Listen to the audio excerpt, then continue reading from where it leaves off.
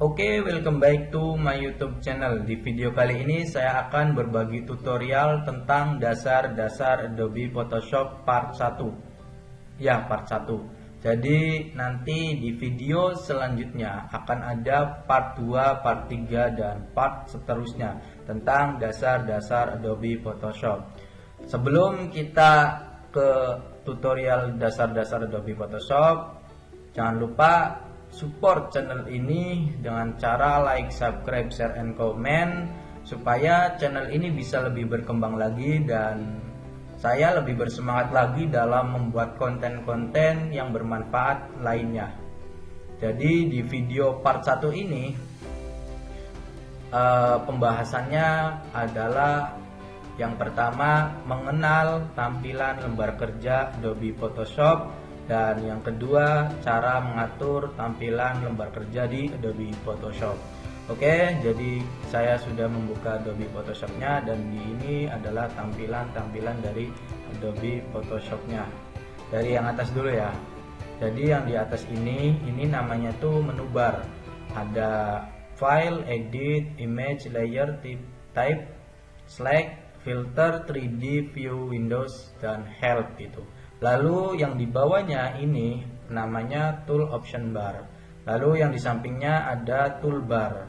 Dan untuk tool option bar itu saling berkaitan dengan toolbar. Jadi misalkan kita mengklik toolbar di sini crop, jadi nanti tool option bar akan mengikuti sesuai apa yang diklik di toolbar. Jadi cara mengaturnya misalkan cropnya kita rasionya berapa, 1:1 atau 16:9 gitu ya. Atau kita mengklik brush, jadi nanti memilih brushnya ada di tool option bar, memilih brushnya yang mana, terus size-nya, hardness-nya, lalu modenya apa gitu.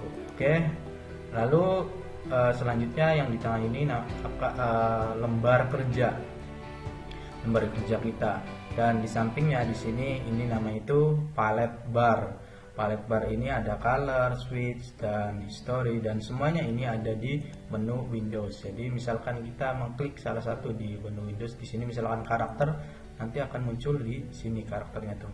Kita tinggal bisa pindah-pindah di sini tuh.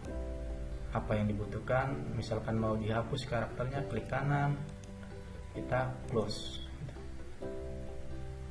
Oke, nah itu mengenal tampilan lembar kerja di Adobe Photoshop. Selanjutnya cara mengatur tampilan lembar kerja di Adobe Photoshop. Misalkan kita ingin membuat project feed Instagram gitu ya, feed Instagram. Jadi yang pertama kita ke file gitu, kita buka new. Dan di new document ini banyak ada recent, di sini banyak sekali lembar kerja atau canvas gitu.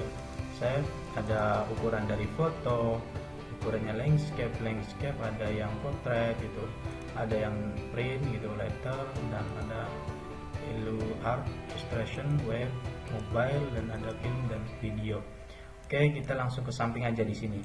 Misalkan kita membuat project feed Instagram. Di sini ini adalah nama project kita. Feed Instagram contohnya. Dan di bawahnya ada weight dan height. Dan untuk weight sendiri ini adalah lebarnya dan height itu adalah tingginya gitu. Jadi kita membuat feed Instagram 1:1 ukurannya, jadi 1080 banding 1080 pixel. Di sini ada ukurannya, bisa menggunakan pixel, inch, centimeter, millimeter, point, pitches, dan untuk yang di bawahnya ada orientation, yaitu portrait dan landscape gitu. Lalu ada resolution, dan di sini ada resolutionnya 72, ada yang 300. Kalau untuk media sosial itu menggunakan resolusi 72 sudah cukup gitu. Tetapi misalkan kita membuat project yang ingin dicetak gitu, misalkan kita membuat project banner, kita menggunakan resolusi 300 supaya project kita nggak pecah gitu ya nantinya, misalkan dicetak gitu. Dan di sini ada pixel inch dan pixel centimeter, saya menggunakan pixel inch. Lalu ada color mode. Color mode ada bitmap, grayscale, RGB, CMYK, LED color. Dan pada umumnya yang digunakan itu hanya dua, RGB, CMYK. Kalau RGB, misalkan kita membuat projectnya untuk media sosial saja, nggak dicetak, maka color mode yang digunakan adalah RGB.